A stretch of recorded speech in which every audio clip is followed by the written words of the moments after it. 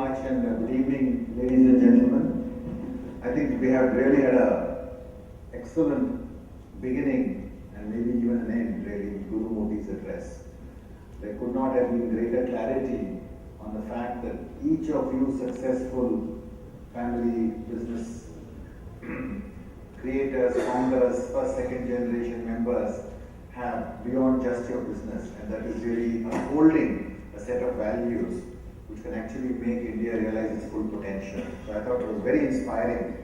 We'll try to build on that in this little discussion that we're going to have. So first, I'm not going to spend too much of time introducing everybody, because everybody in this room has one common theme, is that we're passionate about business, we're passionate about being entrepreneurs, and we're passionate about essentially growing our businesses so that we make an impact for our families and more importantly for our customers and for everybody else in our community, which is so well pointed out.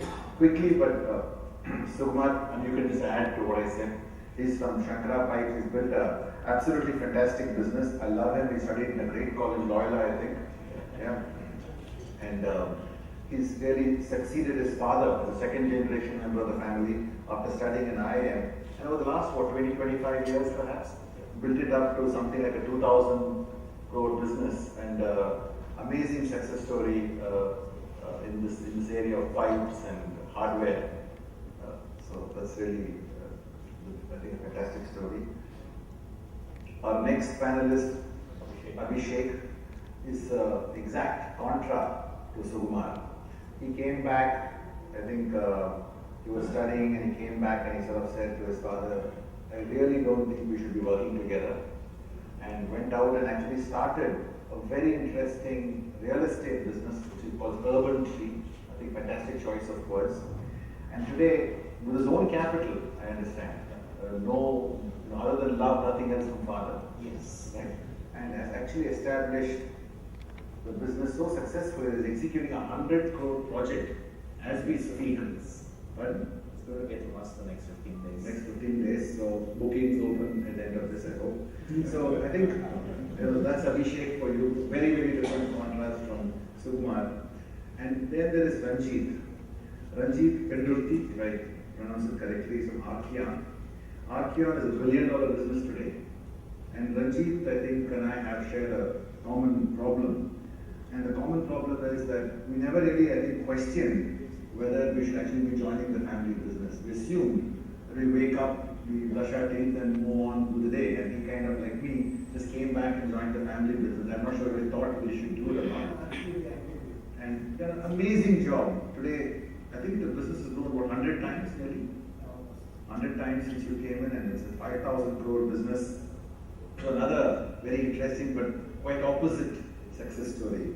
And to sort of string it all together and tie up all the threads, we have Shri Tatwamasi Dixit, who's actually a very, very fascinating person. He's got a center which calls, strangely, actually not so strangely, Fabric.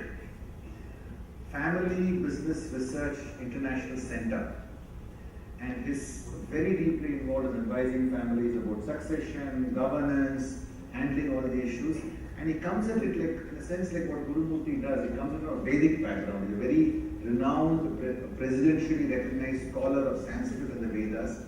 His father, in turn, is actually in Banaras, if I remember correctly, another very, very famous Sanskrit scholar. So we have timeless wisdom flowing through Mr. Dixit, and all of us really, in some sense, entrepreneurs of one kind or the other, various colors and stripes, but all sharing the same thing. So this is our panel today, and I know it's a long-winded introduction, but I thought it was good for us to know everybody in this room. Everybody is a very eminently successful person. So maybe one good way to start, because we've heard so much about half the BSE 250, I think it's 43% of the revenue of BSE 250 is actually from family and first generation businesses. And even in the so-called 5% of India that we were restricting ourselves to, Guru said 5% is listed companies, so maybe we are 10% of India. So much is from family, so that's a given. I don't think we in this room really need to be told anything about family businesses, because that's all we kind of thought all of India was. And even the big successful companies, one of them I understand is Sukumar's the board of even, actually runs like a family promoting driven business, and even though it's not really owned by a family. So I think that infects the whole this ecosystem in India, running into promoters. So let me just start with you, Sukumar. So basically, let's talk about how did you decide to come back to the family business? I mean, you had IIM MBA. Yeah. You could have gone pretty much anywhere you wanted. What are kind of, was it something happened? Why did you join the family business? Actually, my case is rather peculiar because I was really not interested in business. My dad was not really a businessman. He was working all his life, and at the age of nearing 60, he decided, enough is enough. Amazing. So he started a business at the age of 60, 59, 60. So that's when he decided that, okay, I've worked in the steel and tube industry all my life. Let me start doing something. And I was just in college at that time. And then he got into manufacturing of steel tubes in Bangalore, and I was under the typical pressure. I had no clue what I was doing business, so there was no real family business background, so to speak. I didn't grow up in a business background. From childhood, a lot of the other people in the typical business, I always see them, from they're 10, 11, they're attending the shops or whatever it be. And so here it was a very I just went on professionally and I said, okay, I've got to educate myself. And we came from that kind of a background where education wasn't a priority.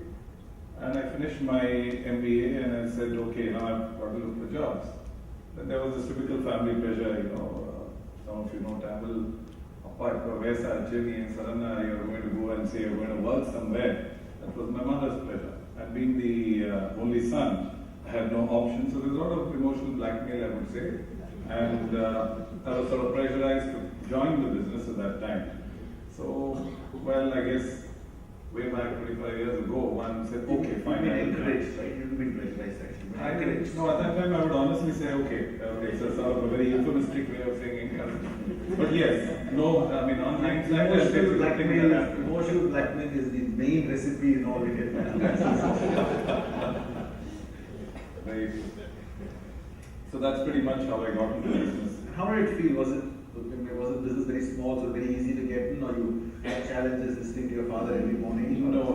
Fortunately, actually the business started in not a very good note because my father was a professional and there's a big difference between being a working person or a professional in organizations and suddenly being a businessman. There's a big change in the mindset.